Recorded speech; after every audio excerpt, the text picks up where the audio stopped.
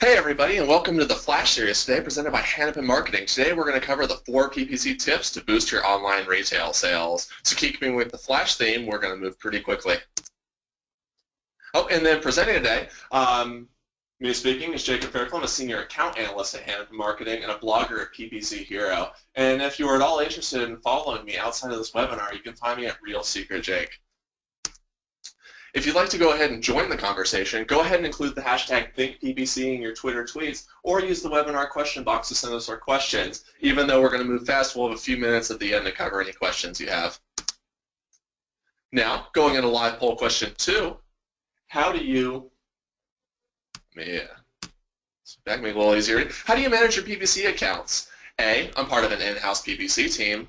B, I do all the marketing including PPC. C, I work at an agency. Or D, I'm a consultant. Just while you guys are filling in, it's as a solo, it's not as interesting just to hear me talk. There's not as much discussion. But as an analyst here, I actually work kind of as a consultant internally. So just to be difficult, I do C and D. So I work for an agency at Hanapin Marketing, but rather than focusing solely on account management, I work as a consultant for retainers, audits, as well as our internal clients. And let's shrink that down. And so the poll results today, a large chunk of people from an in-house PPC team and a nice split between agency and marketing including PPC, although I'm very interested. There's no consultants there today. Usually it seems to be about 10 to 15% of them are consultants, but not today. So one of the things that you really want to do with retail, what you want to do with anything at PPC is make sure your ads are nice and specific. The problem with retail that comes up is there's so many products that you're caught in the bind of, do I just put really generic ads in, or do I go and spend a whole bunch of time creating specific ads for things that might not actually get any traffic?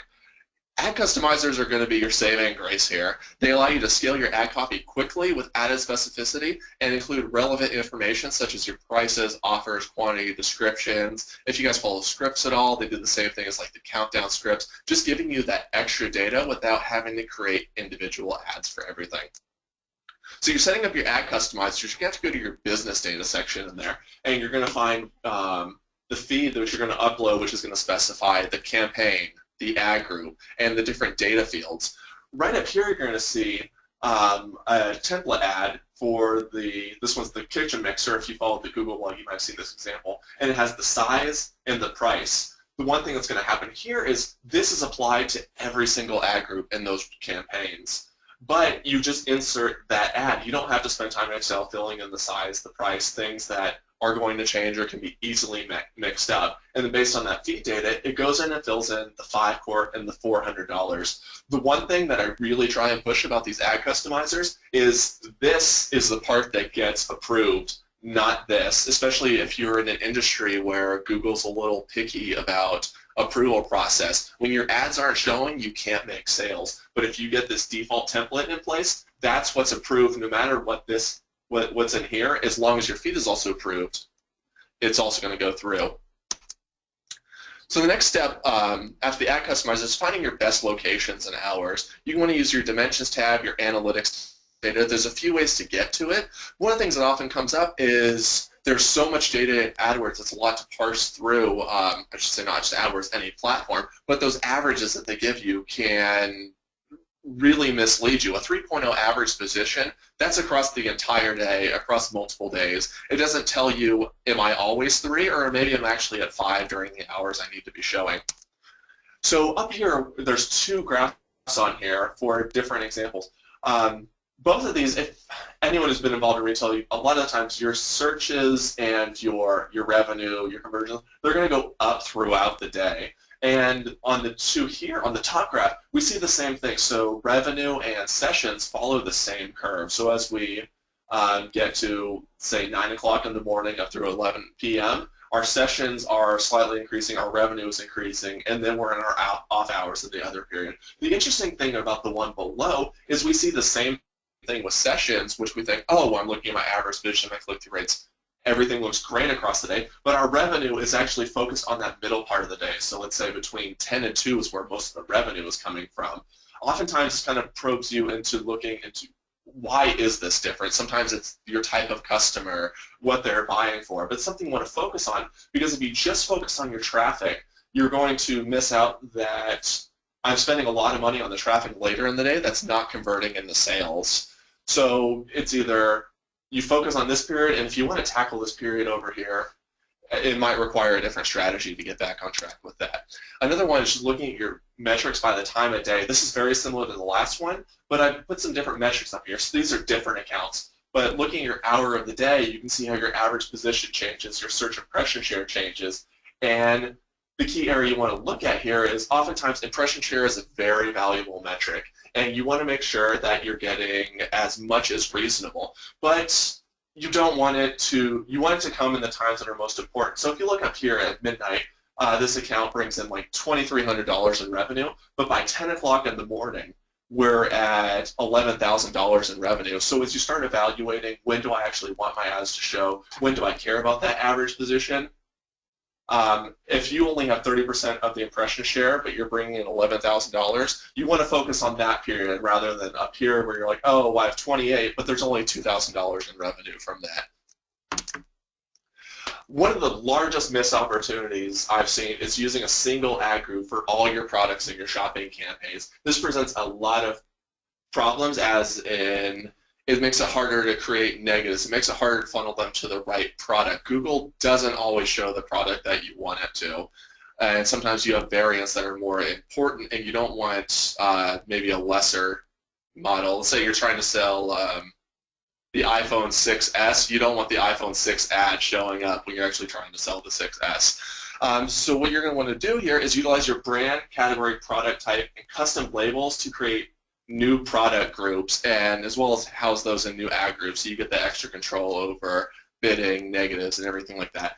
And if you are just using something very basic in all products, I've seen some huge gains. At one point, we instituted one of these all products campaigns just as a test. It's super easy to implement. So I should say it was in reverse. So we were focusing on these product and branded, which is the opposite side of the problem. We were missing a large part of the feed, but by implementing the all products, we saw a 30% increase on revenue on that account over a month or two.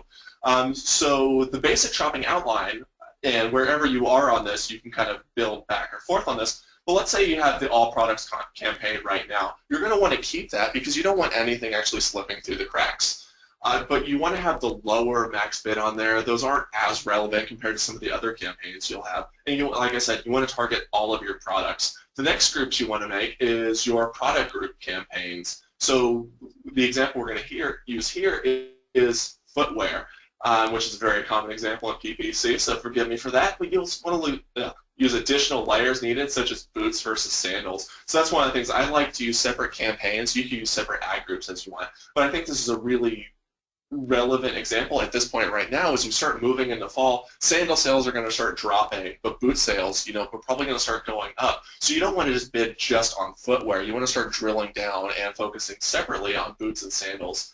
The other area which you're going to want to go down is your branded product campaigns. And the main difference between these is I like to have it where it's very similar to the product group campaigns because I really like that structure, but using a brand on top of it. So instead of just running shoes, I have Nike running shoes, I have Reebok running shoes, and I'm bidding differently depending on those because quite often you'll find you have certain brands which are big sellers and others which don't sell nearly as much, and you want to push those high sellers as much as you can.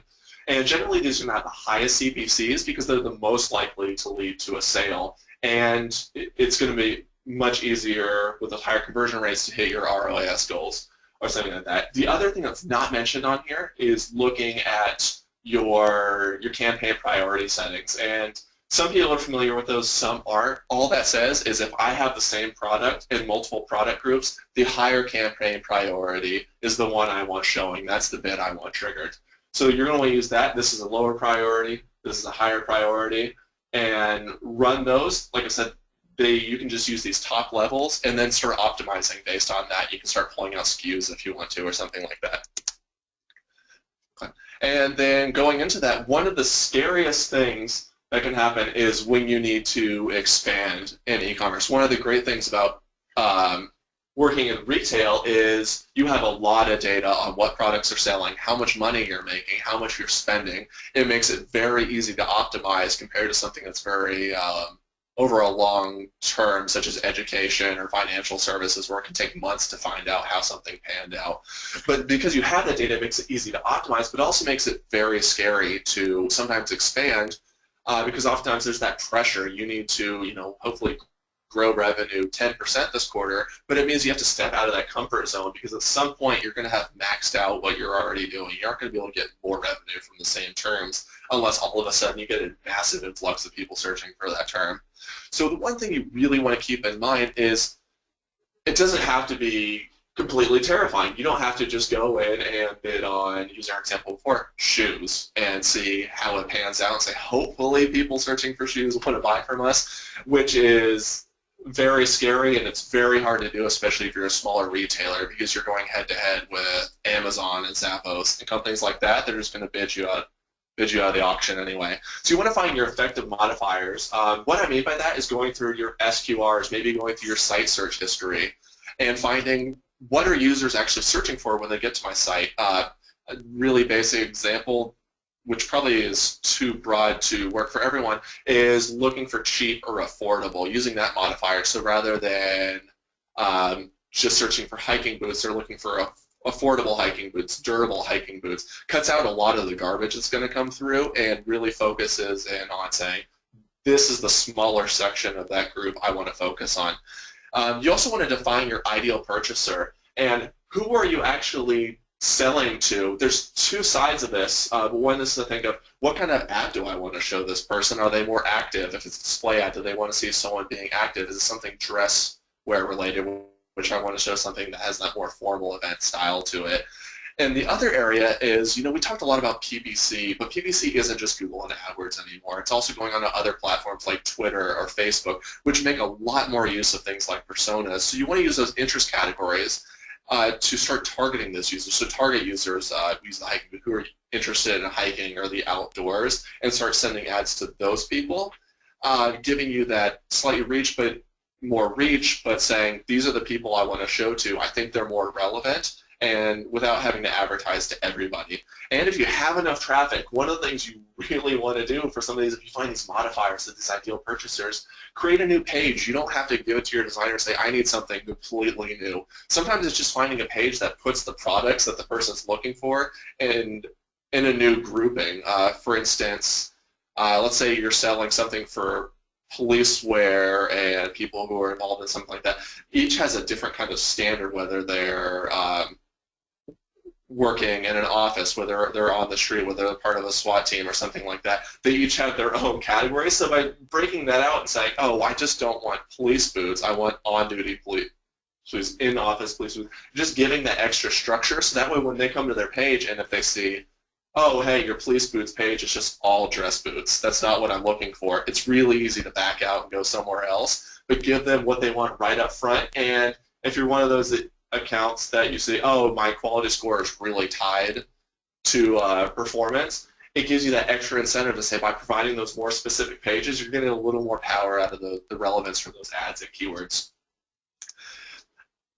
All of that is quite a bit of work, so we covered it through in 3 points, but there's a lot to it. One of the things you can also do is utilize the dynamic search ads, and I used the screenshot from the one. If you haven't kept up with it, Google brought up some new changes along with that and made these a little more powerful. So rather than just filling in a box like, I want anything targeting furniture, it's actually using the recommended categories to build its own coverage here. So what the dynamic search ads do, if you aren't familiar with them, is basically use a stock ad, which is the downside of it. You don't have a whole lot of customizability around the ad, but you target it by categories, by your web pages, by something in the URL, and it gives you a focus on this part of the site, and then Google has crawled your site and then matches you up with relevant queries related to that. So these are things that you aren't already bidding on, and it gives you kind of a reach. You can bid very low, see a good amount of traffic, and you can find out, oh, I never knew say for this, we're selling furniture. I never knew that we had as many searches for bedroom furniture coming in. Maybe that's something I actually want to expand into. We've done a lot with office and home furniture. We always thought bedroom furniture is part of home, but users are actually searching for it separately, and that's actually what we want to focus on. This is, I've seen a lot of success from this, and it's one of the things as you find those converting keywords, you can go ahead and add them back into your existing campaigns and build out new pages, everything like that. And one other thing, if you're very interested in making this even more powerful, I know Amanda West-Bookwalter, who is an account manager here, as well as Matt Umbro, who's another account manager, both have posts on PPC Hero and other channels about layering remarketing audiences on top of these dynamic ads, which makes it even better because it says, hey, if someone's coming to my site before, maybe you want to use all of that pages, I want to catch them on any relevant search even if I don't have it. So you can be a little more aggressive here rather than just bidding on people searching for bedroom furniture or office furniture. So I'd highly recommend you check this out and just work with it. One of the things that you're going to come up right off the bat is you might not get the most relevant searches, and you probably from the start you want to block your like About Us page, your free shipping policy, things like that aren't going to lead to sales, and just focus on those products. And now we're going to move into live question and answer time. All right. Well, thanks, Jake. That was great. My name is Jamie Newton. I'm the Communications Manager here at Hanapin, and we have just a couple of questions. So our first question is, our product pretty much, this is from Regina Lee, our product pretty much has a single price point. Are there ad customizers to change the price and users' currency? So that would be a little more difficult. I have to think about that a lot of the webinar. So the one thing that you'll want to do, just to speculate really quickly here, is if you want to show different prices based on where they are, you probably need to have separate ad groups or separate campaigns targeting those different locations. So for instance, if they are in England, you're going to show in pounds. If you're in the U.S., you want to show in U.S. dollars. So that's the trickiest part. You can still use the same structure, but it's going to be, there's no way to dynamically insert a different price for different users at the moment for that. Because, you know, at the ad group, it can only show one ad, and it has that set of customizers. You'd have to have a separate ad group at some level to show something different. Okay, great. All right, well, it looks like we are just about out of time. So, Jake, if we'll go to the last slide. If you have more questions or you want to contact Jake, you can contact Jake online at his Twitter handle at realsecretjake.com or realsecretjake.com. Realsecretjake. If you have any questions for us, you can give us some feedback at marketing@hanapinmarketing.com. And a couple more things to just to point out is that we have recorded this on Periscope today, so if you want to see the presentation, go to PPC Hero's Twitter handle at PPC Hero, and you'll be able to see the recording for the next 24 hours. And we also have a coming up soon where Jake is going to expand on PPC, so if you'd like to see this presentation, you can out for that white paper. Oh, yeah. All right, so thanks, everybody. Have a great day. Bye. Thank you.